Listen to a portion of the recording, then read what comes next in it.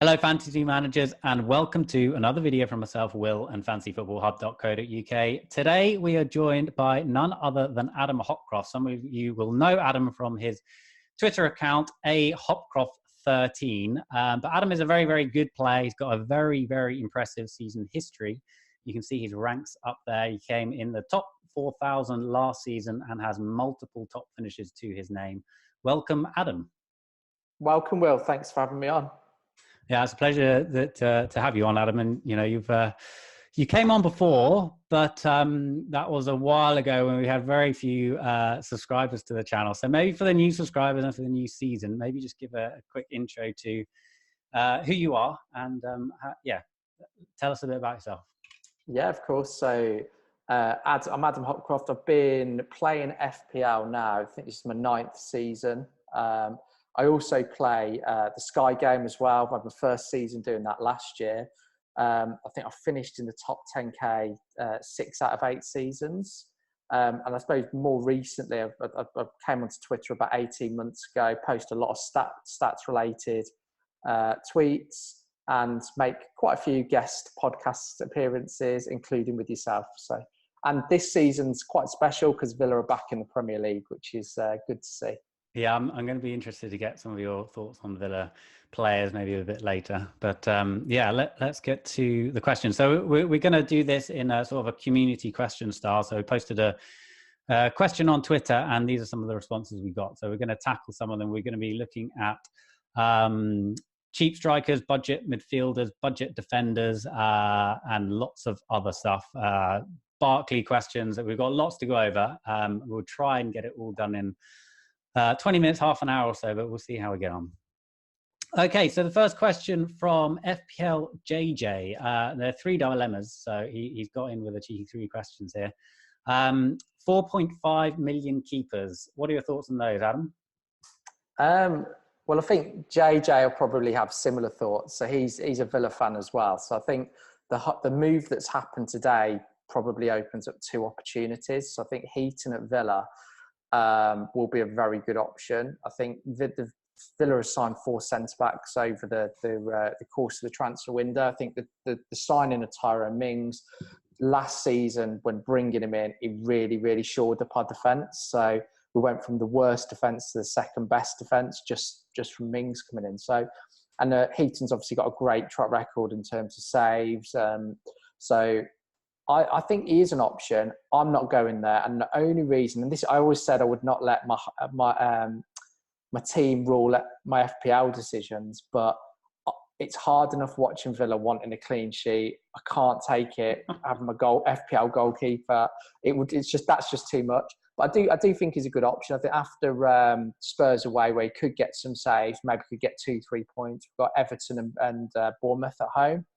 And I think West Ham at home is fixture number 5. So there could be a couple of clean sheets in there. I think Nick Pope has been mentioned by quite a few people. And I think the thing that puts me off is that when I look at the first 4 fixtures, the only clean sheet I can really see is Southampton. I think Wolves, Arsenal and Liverpool will score. And I'm planning to wildcard fairly early.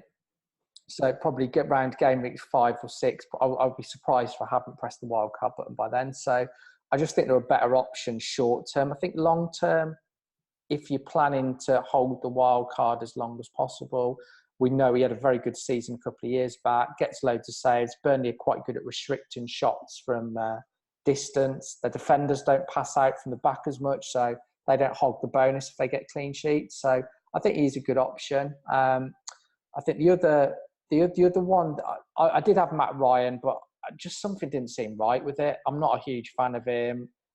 Potter's going to play more attractive attacking football, so it just didn't seem right. But the other one that I would really plug is Henderson at Sheffield United. So Sheffield, and this is probably the one I'm going with at the moment. Decent fixtures, play 3 central defenders. I think the shots that they allowed last season the average shot they allowed last season had a relatively low XG. He's got decent pedigree. And he's good at saving penalties as well. I think there was a tweet that went around in the week that said he'd saved more penalties or higher penalty save percentage than anybody else. So I think for me, that's who I'm on at the moment. Interesting. Yeah, so I think, but I actually think if you look to, and we were talking before we came on air about tinkering with your team. If you'd have done this 2 or 3 weeks ago, we'd have been having a very different conversation. So I think being patient, waiting, and not investing loads and loads of time is probably a wise decision. Yeah, really good roundup there. And I think that, I'm pretty set on going with a 4.5 and probably a 4.0 and not rotating. I'm leaning towards Pope. I don't really mind having a tough fixture start for those saves, really, that he could rack up in those early fixtures. But yeah, very good thoughts there. Are you pretty set on a 4.5 and a 4.0, or are you potentially thinking of someone like Edison, or what? No, I'd definitely go rotate? For 4.5. I'm not against rotating. A lot of what it will depend on is the money I've got left over. So there's talk of Laporte potentially being out. So maybe if I have Zinchenko instead and I've got maybe 0.5 left over, I possibly would rotate. And the only reason I would do that, and this isn't a long-term strategy, when a wild card, it'll be a 4.5 and a 4, but it's about getting the right 4.5. Yeah. 5 or 6 weeks in, it's easy to predict. At the start, Villa could be terrible at the back, despite everything I've said. And Burnley, you don't. I mean, they've got like a tricky fixture list early on. So I think we'll wait and see. As things stand, I have Henderson, and I was a lot happier when Henderson come in at 4.5. So I'll probably stick with him. But I can see the logic of Pope, particularly for the save points. Yeah. Good. Well, let's move on then. We're having a look at mid-price midfielders between 6 and 8 million now, and pulled up this from our brand new Opta tool, and it's sorted. So it's over last season, and it's sorted by expected attacking output per appearance. So this is expected goals combined with expected assists multiplied by FPL point scoring rules. So it's how many expected goals or assists these players are predicted to get per appearance. So as you can see there, I hope that makes sense. Did that make sense to you, Adam? I confused myself a little bit there, but it does at least make sense to my brain. So as you can see there, Sigurdsson's coming out top at 2.3, and David Silva, interestingly, coming in there at 2.1.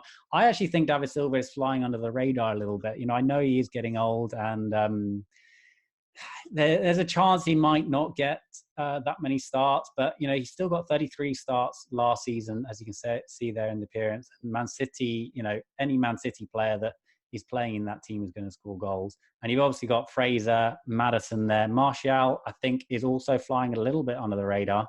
Man United playing Chelsea in the first game might put some people off, but actually, with Lampard at Chelsea's helm, I think they're going to be quite attacking. So I think there'll be goals in that game, and Martial looking like a potentially decent punt.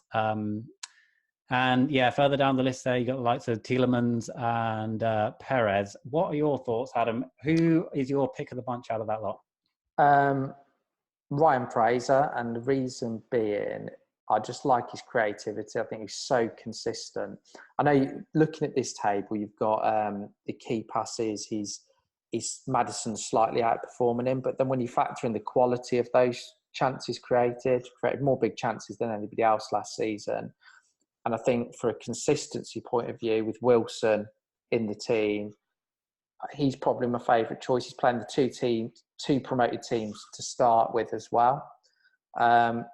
Sigurdsson, for some reason, I'm not that sold on him, and which is strange because he points to, he's got all of the attributes I typically look for. He's got goals and assists. But I don't know.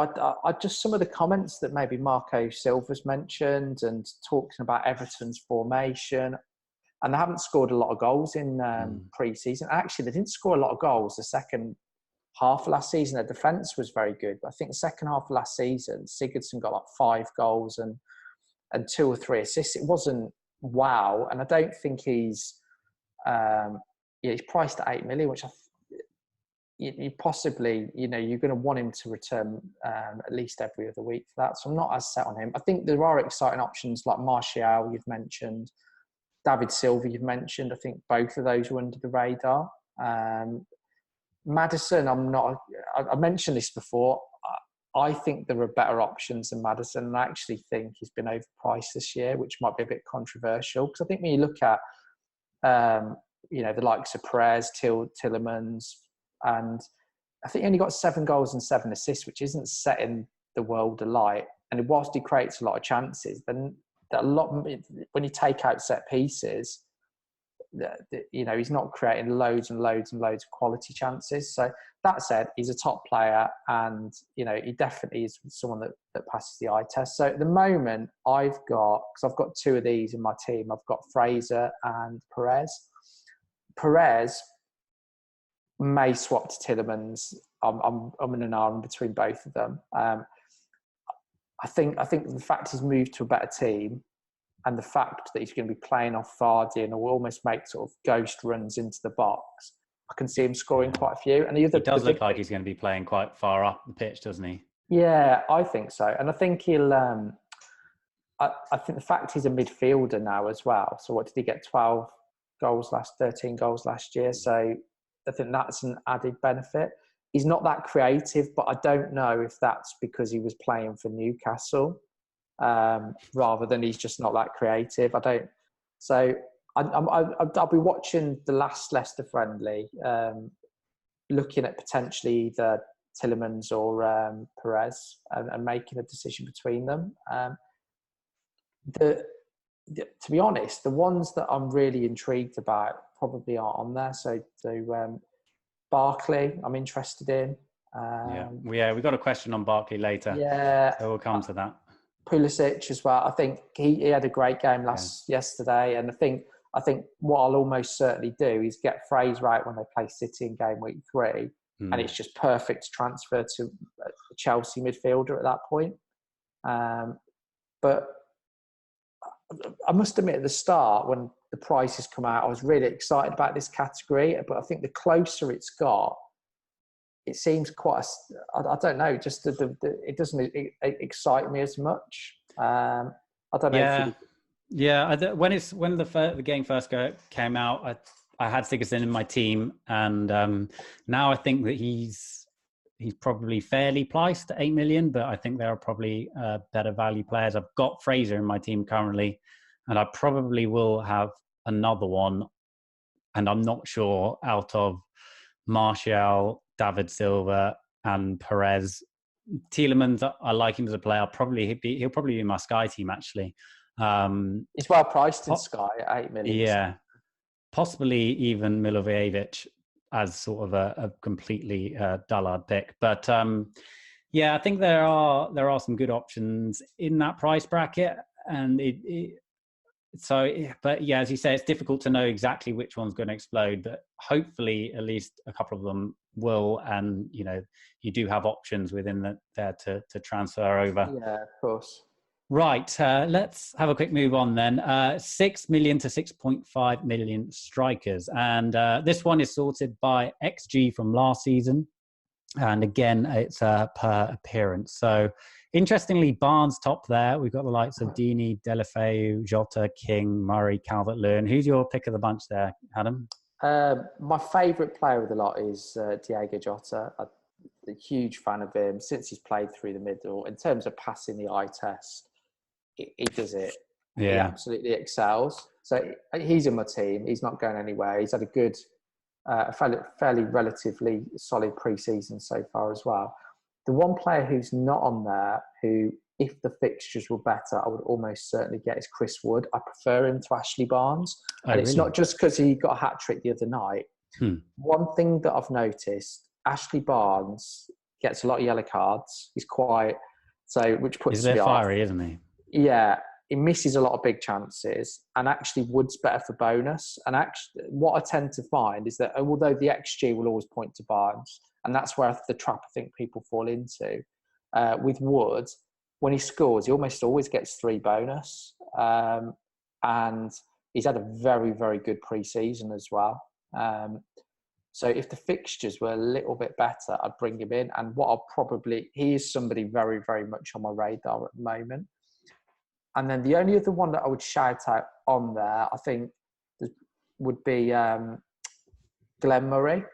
And one of the reasons for that is if he is playing as the main striker for Brighton, got a good scoring record, and he's got 2 great home matches where he does really well under a more attacking manager straight after the first match. So he could be a decent option. What are your thoughts on Deulofeu?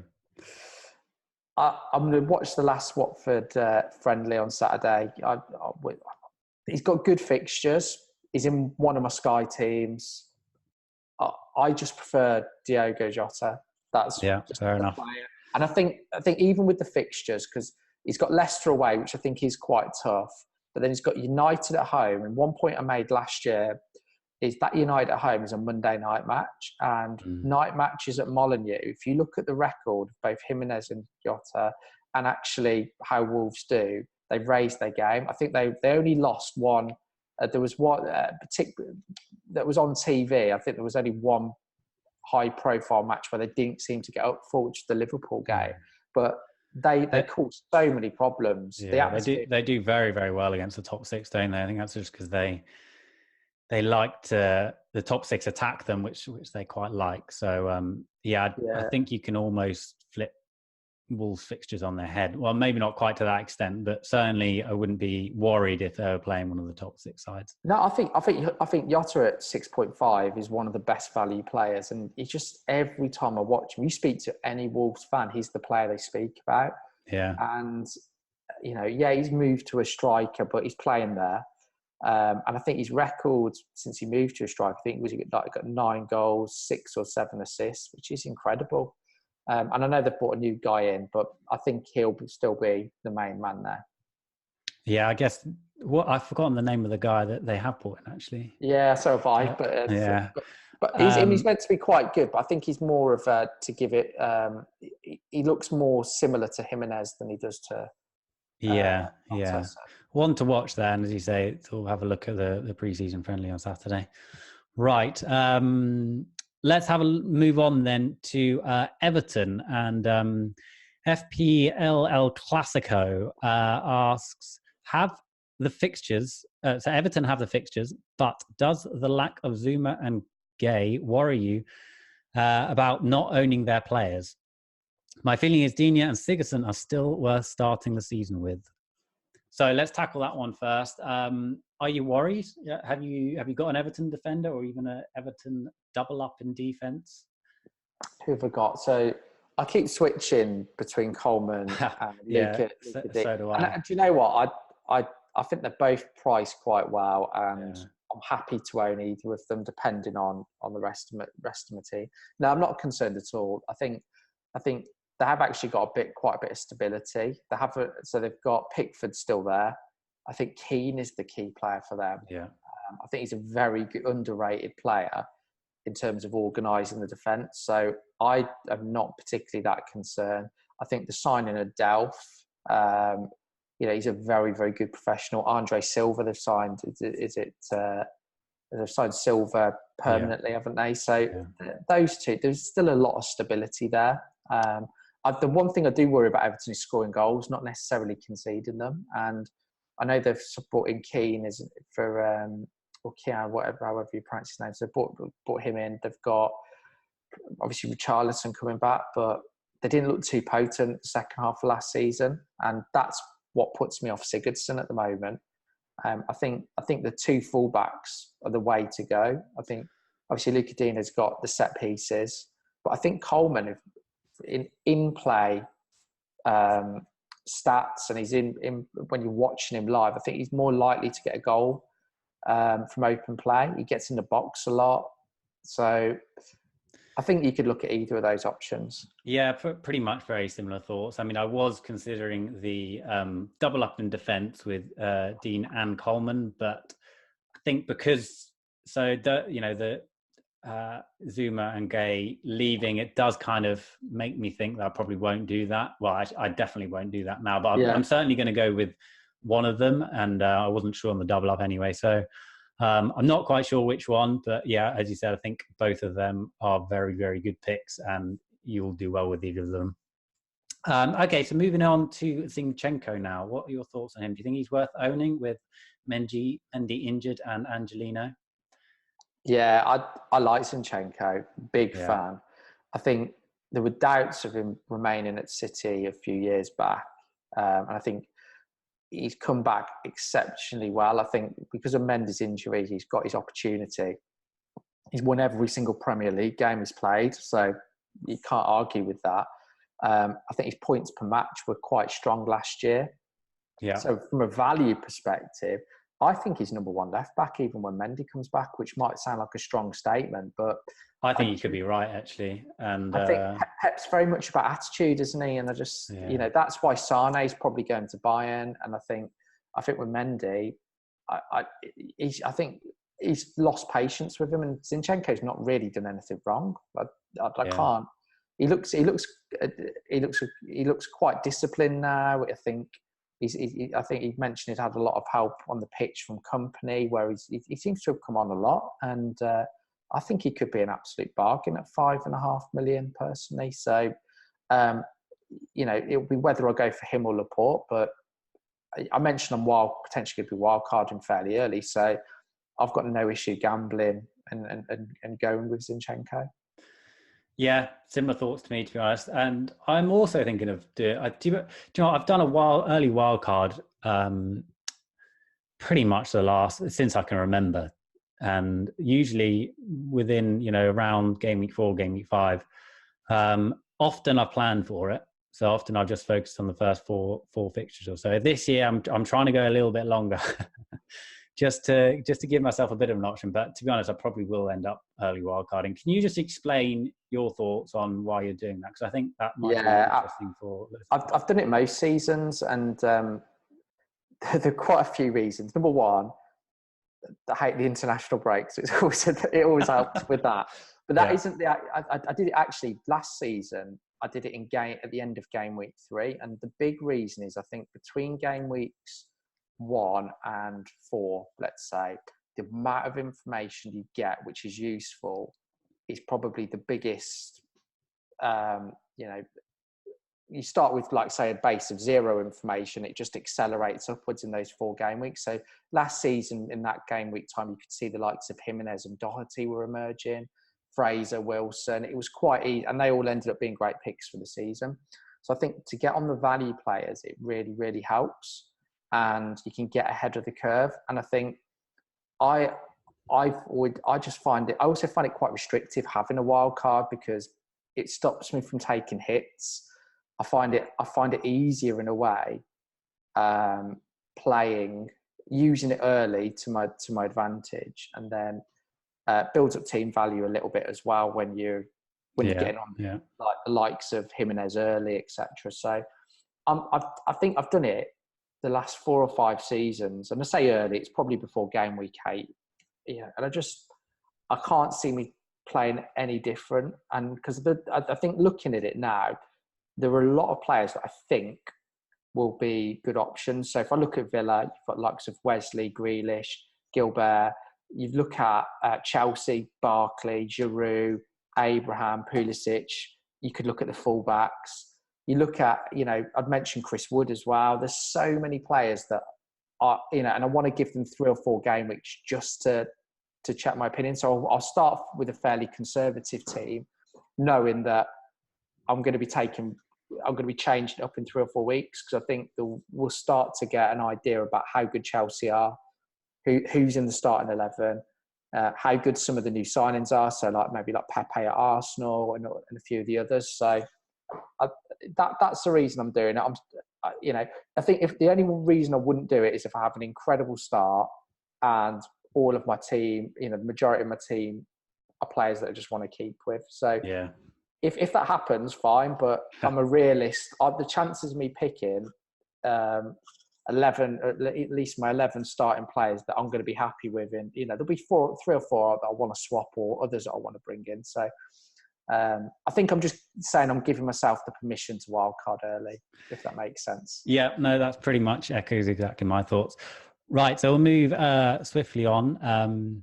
This was just to highlight why we're talking about Everton defence, because they have the best defence or the best fixtures for the opening 6 game weeks, according to the Hub fixture ticker. Moving on then, we've got a question from Richard Clark, one of our Hub contributors, on your thoughts for the most likely 4.0 defenders. Let's start with that one. Have you got any 4.0 defender gems for us, Adam? No, I think they're all pretty rubbish, to be honest. Are you going to be going with? Yeah, I'll have a 4, but I think with this question, it's a good question. We're not good. I don't see any Wan-Bissakas this year, and it's very likely to have such a small impact because you're unlikely to start them, and even if they did come in, the chances are they're only going to get a couple of points at best, and it'll be a surprise that they're, you probably put them last on your bench as well. So you might have the likes of Dendoncker, possibly Greenwood, whoever you've got on your bench coming in before them. So the ones that to look at, Kelly for Palace, but I think he'll lose his place at some point early on in the season. I think Rico's emerged at Bournemouth. I think there's been a few injuries there. He could be quite good for the first couple of fixtures, but so he's probably the one I'd go for at the moment. I think the Sheffield United guy, I think, is a bit of a red herring. I speak to quite a few Sheffield United fans, and I don't think they put him in their preferred starting 11. I think he may come in for the tougher games, which is probably when you don't want him. So and I think the only other one that could emerge is Gibson if Tarkowski or somebody else moves, so that's possible. Or an injury perhaps. Yeah, absolutely. Very similar thoughts there. Okay, so moving on to Ross Barkley then. So there's been quite a Twitter debate of people thinking about bringing in Ross Barkley because of his pre-season performances. What are your thoughts on him? I think I'll wait, and I think I'll wait for 2 weeks, and at that point I might bring him in. So he's a frustrating player to own. That doesn't bother me at all. I think the thing that bothers me is Mason Mount has also been very impressive, and it's just deciding about whether Mount or Barkley are better options. Yeah, I think my thoughts on Barkley are pretty similar to yours. To be honest, generally, when I start the season, I pretty much don't start with any punts whatsoever. And the reason for that is because there's so much unknown that even your sort of solid picks, you don't really know whether they're going to perform.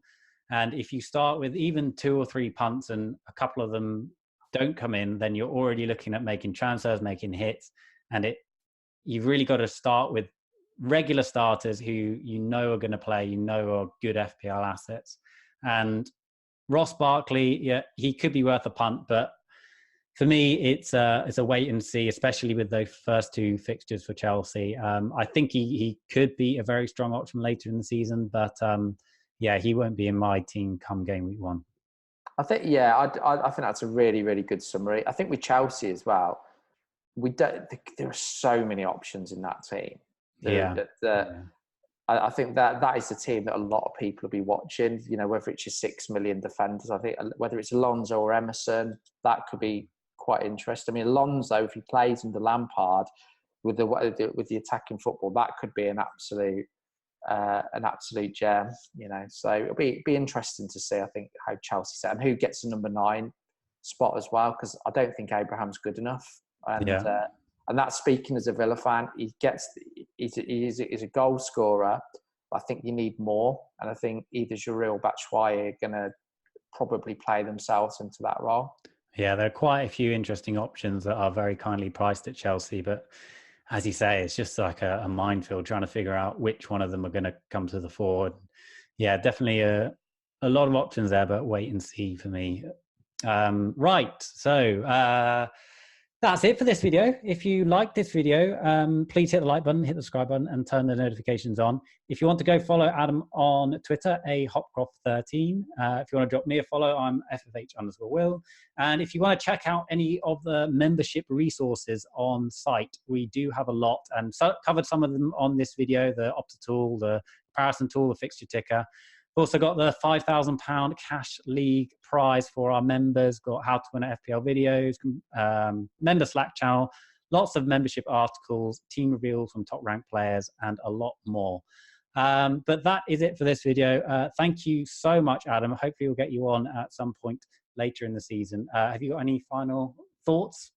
No, I would. What I would do though is I'd urge, if you're not a member, become a member, because the data, the articles, you get. I mean, I keep losing track every time I go in. There's something new in there, and I think it's good. It's good just not for FPL, but other games. I know a lot of people have talked about playing Sky, even and other fantasy games. So definitely become a member. I think the stats which you've showcased in here again are brilliant.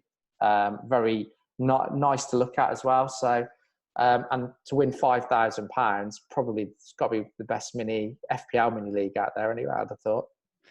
Yeah, no, it is. No, I'll slip you that tenner later. Thanks for that plug there. I appreciate it. But yeah, that's it for us. Goodbye, and I'm planning to put out another video in the coming days, looking at how to start a season well. So look out for that one. Bye for now.